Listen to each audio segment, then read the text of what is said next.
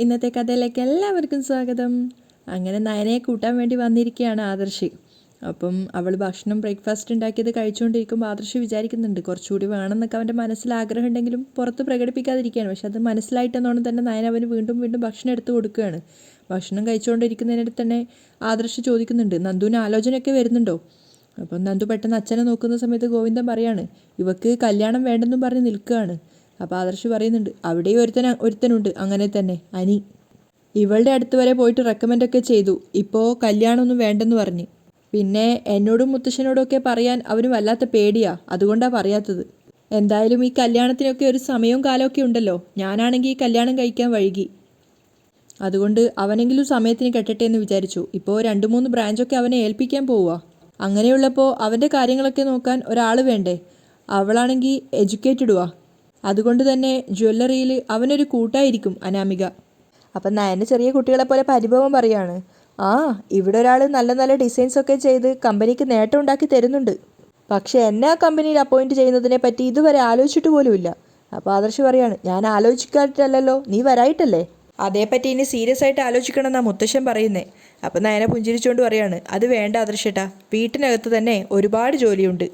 പിന്നെ എപ്പോഴെങ്കിലും സഹായം വേണമെങ്കിൽ അത് ചെയ്തു തരാം, അത്രയും മതി. അവൾ പുഞ്ചിരിച്ചുകൊണ്ട് പറയുന്നത് ആദർശും ആസ്വദിക്കുന്നുണ്ടായിരുന്നു. അതേസമയം ഗോവിന്ദ വേഗം ഭക്ഷണം കഴിച്ച് എഴുന്നേറ്റ് പോകണം. അപ്പം ആദർശ് ചോദിക്കുന്നുണ്ട്, അല്ല അച്ഛൻ കഴിച്ചു കഴിഞ്ഞോ? എനിക്ക് മതി മോനെ. അപ്പോഴേക്കും നന്ദു എഴുന്നേക്കാണ്. എന്നെ ഇവിടെ ഇരുത്തിയിട്ട് നിങ്ങളൊക്കെ എഴുന്നേറ്റ് പോവുകയാണോ? മതി ആദർശേട്ടാ, അതുകൊണ്ടാ നന്ദുവും പോകുന്നുണ്ട്. അപ്പം നയന അവിടെ എനിക്ക് ആദർശിനെ കൂട്ടിയിരിക്കുകയാണ്. അപ്പോൾ ആദർശ് ചോദിക്കുന്നുണ്ട്, ഇത്രയധികം ഫുഡ് ഉണ്ടാക്കിയിട്ട് അവരാരും കഴിച്ചില്ലല്ലോ, എന്നാൽ പിന്നെ ഞാൻ ഒരെണ്ണം കൂടി കഴിക്കാം. അപ്പം നയനക്ക് ചെറുതായിട്ട് കളിയാക്കുന്ന രീതിയിൽ ചോദിക്കുന്നുണ്ട്, അല്ല മതിയെന്നല്ലേ പറഞ്ഞത്? അപ്പോൾ ആദർശനത് കഴിക്കണം എന്നുണ്ടായിരുന്നു, അതുകൊണ്ട് തന്നെ അവൻ പറയാണ്, ഇനിയിപ്പോൾ നമ്മൾ പോവല്ലേ, അപ്പം പിന്നെ അത് വേസ്റ്റ് ആയാലോ. നയനയാണെങ്കിൽ അവൻ കഴിക്കുന്നത് എൻജോയ് ചെയ്ത് നോക്കി നിൽക്കുകയാണ്. പിന്നെ അവൾ അറിയാതെ അവൾ ചിരിച്ചു പോകുന്നുണ്ടായിരുന്നു. നീ എന്തിനാ ചിരിക്കുന്നേ? ആദർശ് ചോദിക്കുകയാണ്. ഏയ് ഒന്നുമില്ല, നയന പറയുന്നുണ്ട്. അതിനുശേഷം അവൾ ചോദിക്കുകയാണ്, അല്ല ഞാൻ വരണോ കൂടെ? ആദർശ് ഭക്ഷണം കഴിച്ചുകൊണ്ട് പറയാണ്, വന്നില്ലെങ്കിലും കുഴപ്പമൊന്നുമില്ല.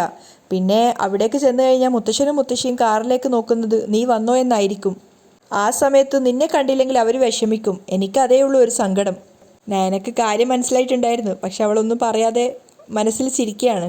തിരിച്ചു വരുമ്പം കാറിലിരുന്ന് നയന ആദർശനെ തന്നെ നോക്കുകയാണ്. അത് മനസ്സിലായിട്ടെന്നോട് അവൻ പറയുന്നുണ്ട് കുറച്ച് ജാടയൊക്കെ ഇട്ടിട്ട്, എത്രയെന്ന് വെച്ചിട്ടാ മുത്തശ്ശിയുടെ മുത്തശ്ശൻ്റെ സങ്കടം കണ്ടുകൊണ്ടിരിക്കുന്നത്?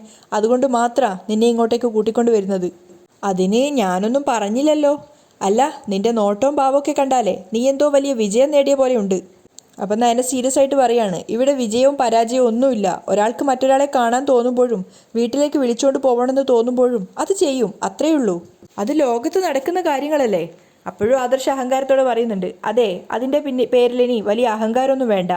അങ്ങനെ കാണിച്ചാലേ ഞാൻ തിരിച്ചു കൊണ്ടുവിടും. അപ്പം നയന കൂസലില്ലാതെ പറയാണ്, കൊണ്ടുവിട്ടോ, ഞാൻ അവിടെ നിന്നോളാം. എന്തായാലും മുത്തശ്ശൻ കൂടെയുള്ളിടത്തോളം കാലം ഇങ്ങനെയൊക്കെ വേണ്ടി വരും. ആദർശ് ദേഷ്യത്തോടെ പറയാണ്. അപ്പം അത് കഴിഞ്ഞാലോ? നയന തിരിച്ചു ചോദിക്കുന്നുണ്ട്. അത് കഴിഞ്ഞാൽ 2-1 തീരുമാനിക്കാം. എന്താ ഈ 2-1? നീ വെറുതെ എൻ്റെ ക്ഷമയെ പരീക്ഷിക്കല്ലേ? ആദർശ് ദേഷ്യത്തോടെ പറയാണ്. നയനക്ക് ശരിക്കും ചിരിയും വരുന്നുണ്ടായിരുന്നു, സങ്കടവും വരുന്നുണ്ടായിരുന്നു ആദർശിൻ്റെ ആ പെരുമാറ്റം കാണുമ്പോൾ. അപ്പോൾ ദേഷ്യത്തോടെ തന്നെ ആദർശ് ചോദിക്കുകയാണ്, നിനക്ക് മുല്ലപ്പൂ വേണോ? വേണമെന്ന് ഞാൻ പറഞ്ഞില്ലല്ലോ. അല്ല, വേണമെങ്കിൽ നിനക്ക് വാങ്ങിത്തരാം. മുല്ലപ്പൂവൊക്കെ വാങ്ങിച്ചെന്ന് നിന്നെ അവിടെ കൂട്ടി ചെല്ലുമ്പോൾ മുത്തശ്ശിക്കും മുത്തശ്ശനും അതൊരു സന്തോഷമായിരിക്കും. നയന ഒന്നും മിണ്ടാതിരിക്കുന്നവിടെ ആദർശ് വീണ്ടും പറയുന്നുണ്ട്, പിന്നെ മുത്തശ്ശനും മുത്തശ്ശിക്കും വേണ്ടി മാത്രമാണ് ഞാനിതൊക്കെ ചെയ്യുന്നത്. മനസ്സിലായി, അല്ലാന്ന് ഞാൻ പറഞ്ഞില്ലല്ലോ. നയന തിരിച്ചു പറയാണ്. ആദർശേട്ടൻ എവിടെയും തോറ്റു കൊടുക്കുന്ന ആളല്ലല്ലോ. എനിക്ക് തോൽക്കാൻ ഒരു മടിയുമില്ല. പക്ഷേ നിന്നെപ്പോലൊരു അഹങ്കാരിയായ പെണ്ണിൻ്റെ മുന്നിൽ തോക്കുന്നത് എനിക്ക് കുറച്ചു മടിയുണ്ട്. ശരി ശരി, നേരെ നോക്കി വണ്ടി ഓടിക്ക്. നയനക്ക് ചിരി വരുന്നുണ്ടായിരുന്നു. ആദർശ് തോറ്റു തരാത്തതാണെന്ന് നമുക്ക് മനസ്സിലായി. അതേസമയം അനന്തപുരിയിൽ മുത്തശ്ശിയോട് പറയുന്നുണ്ട്, 4.5 കോടിയാണ് ആ ഡിസൈനിലൂടെ കമ്പനിക്കുണ്ടായ ലാഭം. നയനമോളാണ് അതിന് കാരണം. അപ്പം മുത്തശ്ശി സന്തോഷത്തോടെ പറയുന്നുണ്ട്, കമ്പനിയിലെ മെയിൻ ഡിസൈനറായി മോള് ചുമതലയേൽക്കേണ്ട സമയം കഴിഞ്ഞു അല്ലേ? അതൊക്കെ തീരുമാനിക്കേണ്ടത് MD അല്ലേ? മുത്തശ്ശൻ പറയുന്നുണ്ട്. നമ്മൾക്കിനി ഒന്നിനും പ്രഷർ ചെലുത്തേണ്ട, അവൻ നോക്കിയിട്ട് ഓരോന്ന് ചെയ്യട്ടെ. അപ്പോഴേക്കും ദേവയാനി അച്ഛനും അമ്മയ്ക്കുള്ള ചായയായിട്ട് വരുന്നുണ്ട്. അപ്പം മുത്തശ്ശി പറയാണ്, എല്ലാവരും പരിഹസിക്കുമല്ലോ നയനയെ, 4.5 കോടി ലാഭാ നയന അന്ന് ചെയ്ത ആ ഡിസൈൻ കൊണ്ട് കമ്പനിക്ക് ലഭിച്ചിരിക്കുന്നേ. നീ എന്താ ഒന്നും മിണ്ടാത്തേ? മുത്തശ്ശൻ ചോദിക്കുന്നുണ്ട്. ഞാൻ എന്ത് പറയാനാ അച്ഛാ, അതുകൊണ്ടാ അവൾക്ക് അഹങ്കാരം കൂടിയത്. അപ്പോഴേക്കും ആദർശിൻ്റെ കാറ് വരുന്ന ശബ്ദം കേൾക്കുന്നുണ്ട്. കാറിൽ നിന്ന് ഇറങ്ങി ആദർശ് വരികയാണ്. ആദ്യം നോക്കുമ്പോൾ ആദർശ് സ്വന്തമായിട്ട് വരുന്നത് പോലെയാണ് തോന്നുന്നത്. അപ്പം ആരുടെ മുഖത്തും വലിയ തെളിച്ചൊന്നുമില്ല. പക്ഷേ ആദർശിന് തൊട്ട് പിന്നാലെ തന്നെ നയനയും കൂടെ ഉണ്ടെന്ന് കണ്ടപ്പോൾ ഏറ്റവും കൂടുതൽ സന്തോഷം വന്നത് ദേവയാനിക്കാണ്. ആ ഒരു ചിരിയിലൂടെ അവരത് പ്രകടമാക്കിയെങ്കിലും പെട്ടെന്ന് ആരും കാണരുതെന്ന് വിചാരിച്ച് അവരത് ഹൈഡ് ചെയ്യാണ്. പഴയ ജാടയിട്ട് നിൽക്കുകയും ചെയ്യുന്നുണ്ട്. അപ്പോഴേക്കും നയന അരികിലെത്തിയപ്പോഴേക്കും മുത്തശ്ശിയോട് അനുഗ്രഹമൊക്കെ വാങ്ങിക്കുകയാണ്. വാ മോളെ, അവരെ സ്വീകരിക്കുന്നുമുണ്ട്. അങ്ങോട്ടേക്ക് കനകയും വരുന്നുണ്ടായിരുന്നു നയനയുടെ ശബ്ദം കേട്ടിട്ട്. അപ്പം നയന കാല് തൊട്ട് തൊഴുതതിന് ശേഷം ചോദിക്കുന്നുണ്ട്, അല്ല മുത്തശ്ശിനും പറഞ്ഞായിരുന്നോ എന്നെ ഇങ്ങോട്ടേക്ക് വിളിച്ചോണ്ട് വരാൻ? ഞങ്ങൾ പറഞ്ഞില്ലല്ലോ. മോളുടെ സന്തോഷം കണ്ടിട്ട് കുറച്ച് ദിവസം അവിടെ നിൽക്കട്ടെ എന്നല്ലേ പറഞ്ഞത്? അത് കേട്ടപ്പോൾ നയനെ പുഞ്ചിരിച്ചുകൊണ്ട് തലയാട്ടുന്നുണ്ട്. ഇപ്പം കാര്യം മനസ്സിലായി. അപ്പം മുത്തശ്ശനും പറയുന്നുണ്ട്, മോൾ ഒരിക്കലും അനിയുടെ കല്യാണത്തിന് മുമ്പ് വരുമെന്ന് ഞങ്ങൾ കരുതിയതേ ഇല്ല. അപ്പം നയനയും പറയാണ്, ഞാനും അനിയുടെ കല്യാണത്തിന് 2 ദിവസം മുന്നേ വരണം എന്നാണ് തീരുമാനിച്ചിട്ടുണ്ടായിരുന്നത്. അപ്പോഴാ ആദർശേട്ടൻ വന്ന് മുത്തശ്ശനും മുത്തശ്ശിയും പറഞ്ഞൊന്നും പറഞ്ഞ് എന്നെ വിളിച്ചുകൊണ്ട് വന്നത്. ആദർശ് ശരിക്കും പെട്ട്. നയന വന്നപ്പോൾ തന്നെ അത് ചോദിക്കുന്ന അവൻ പ്രതീക്ഷിച്ചിട്ടുണ്ടായിരുന്നില്ല. അവൻ പതറിക്കൊണ്ട് പറയുന്നുണ്ട്, അല്ല അത് പിന്നെ അമ്മയ്ക്ക് വലിയ കഷ്ടപ്പാടായിരുന്നല്ലോ. അപ്പോൾ ദേവയാനി അഹങ്കാരം കുറക്കുന്നില്ല. എനിക്ക് കഷ്ടപ്പാടായതുകൊണ്ട് നീ ഇവളെ വിളിച്ചുകൊണ്ട് വരാൻ ഞാൻ നിന്നോട് പറഞ്ഞായിരുന്നോ? നയനക്ക് ചിരി വരുന്നുണ്ടായിരുന്നു. അപ്പോൾ ആദർശ് ചമ്മിക്കൊണ്ട് പറയാണ്, എങ്കിലും കണ്ടറിഞ്ഞ് കാര്യങ്ങളൊക്കെ ചെയ്യണമല്ലോ. പക്ഷേ മുത്തശ്ശൻ അതിനെ അപ്രീഷിയേറ്റ് ചെയ്യാണ്. ഉറപ്പായിട്ടും ചെയ്യണം, കണ്ടറിഞ്ഞ് തന്നെ ചെയ്യണം. നീ നിന്റെ ഭാര്യയെ വിളിച്ചുകൊണ്ട് വന്നത് അത്ര വലിയ തെറ്റൊന്നുമല്ല. കല്യാണം കഴിഞ്ഞ സമയത്ത് നിന്റെ അമ്മ ഇങ്ങനെ പിണങ്ങിയൊക്കെ പോയിട്ടുണ്ട്. അപ്പോൾ ജയനാണ് വിളിച്ചുകൊണ്ട് വന്നിട്ടുണ്ടായിരുന്നത്. അവൻ്റെ ഭാഗത്ത് തെറ്റൊന്നും ഇല്ലാതിരുന്നിട്ടും. പക്ഷേ ഇവിടെ നയനമോൾ ഒരു തെറ്റും ചെയ്തിട്ടില്ല. അപ്പോൾ പിന്നെ നീ നയനമോളെ കൂട്ടിക്കൊണ്ട് വന്നതിൽ എന്താ തെറ്റ്? അപ്പോൾ ദേവയാനിക്ക് ദേഷ്യം വരുന്നുണ്ടായിരുന്നു. എന്നാലും ആരോടും പറയാതെയല്ലേ ഇവള് പോയത്? ജാനകിക്കൊപ്പം കല്യാണം വിളിക്കാനാണ് മോള് പോയത്. ആ സമയത്ത് മോൾക്ക് മോളുടെ വീട്ടിൽ കുറച്ച് ദിവസം നിൽക്കണം തോന്നി. അതിലെന്താ ഇത്ര തെറ്റ്? മുത്തശ്ശൻ ചോദിക്കുകയാണ്. അപ്പം ആദർശ് അമ്മയ്ക്ക് വേദനിക്കേണ്ടെന്ന് കരുതിയിട്ട് പറയുന്നുണ്ട്, അല്ല ഇവള് കുറച്ച് ദിവസം ഇവിടെ നിൽക്കട്ടെ, എന്നിട്ട് നമുക്ക് നോക്കാം. അപ്പം മുത്തശ്ശി അത് കേട്ടപ്പോൾ ദേഷ്യത്തോടെ വെക്കുന്നുണ്ട്. എന്ന് വെച്ചാൽ ഒരു പരീക്ഷണത്തിന് മോൾ ഇവിടെ നിൽക്കണം എന്നാണോ നീ ഉദ്ദേശിച്ചത്? അങ്ങനെ മോൾ ഇവിടെ നിൽക്കണ്ട മോളെ, നീ പൊയ്ക്കോ. ആദർശ് ചെറുതായിട്ട് പെട്ടെന്നവന് മനസ്സിലായി. അല്ല, ഞാൻ പരീക്ഷിക്കാൻ വേണ്ടിയല്ല പറഞ്ഞത്. പിന്നെ നീ പറഞ്ഞതിൻ്റെ അർത്ഥം എന്താ? മുത്തശ്ശൻ ദേഷ്യത്തോട് ചോദിക്കുകയാണ്.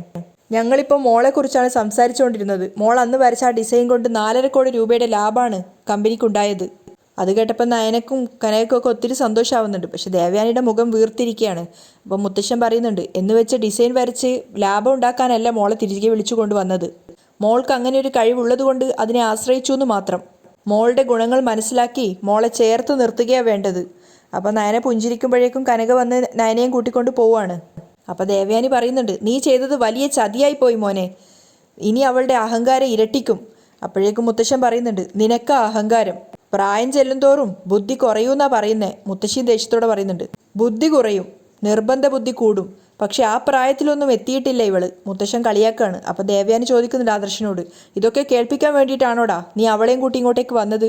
അപ്പം മുത്തശ്ശൻ പറയാണ്, ഇനിയിപ്പോൾ രുചിയുള്ള ഭക്ഷണം എല്ലാവർക്കും കഴിക്കാം. നല്ല ഭക്ഷണം കഴിച്ചിട്ട് കുറച്ച് ദിവസമായി നിന്റെ അമ്മ ഉൾപ്പെടെ എല്ലാവരും. പിന്നെ പറയുമ്പോൾ ആരെയും താഴ്ത്തിക്കെട്ടാം. അതേസമയം ദേവയാനി ചിന്തിക്കുന്നത് അച്ഛൻ്റെയും ഭർത്താവിൻ്റെയും കുത്തുവാക്ക് കേട്ടാലും കുഴപ്പമില്ല, അവൾ വന്നല്ലോ, അതൊരാശ്വാസാ. അപ്പം കനക കൂട്ടിക്കൊണ്ടുപോയിട്ട് നയനയോട് പറയുന്നുണ്ട്, ഇന്നെങ്കിലും മോള് വന്നത് നന്നായി, അല്ലെങ്കിൽ ഇന്നും മോളുടെ ഭർത്താവ് ഉറങ്ങില്ലായിരുന്നു. ഏയ് അങ്ങനെയൊന്നുമില്ല. നയന പറയുന്നുണ്ട്, ആര് പറഞ്ഞു?